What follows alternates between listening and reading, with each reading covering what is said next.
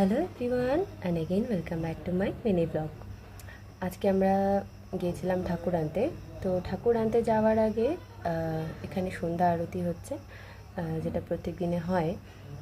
তারপরে সন্ধ্যা আরতি হয়ে যাওয়ার পরে আমরা বেরিয়ে পড়ব ঠাকুর আনার জন্য। আমরা যেখান থেকে ঠাকুর নিই সেখানে পৌঁছে যাওয়ার পর আমরা দেখছিলাম আমাদের ঠাকুরটাকে কতটা সুন্দর লাগছে দেখতে।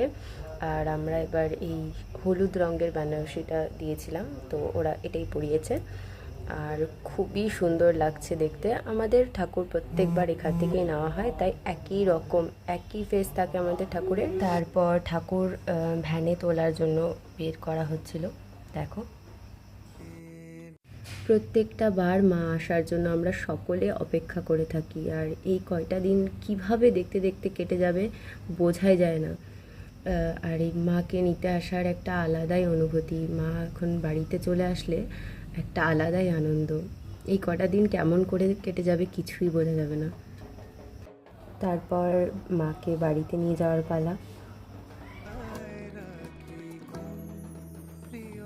তারপর আমরা বাড়ি চলে এলাম, আর বাড়ি এসে তারপর মার বরণের পালা।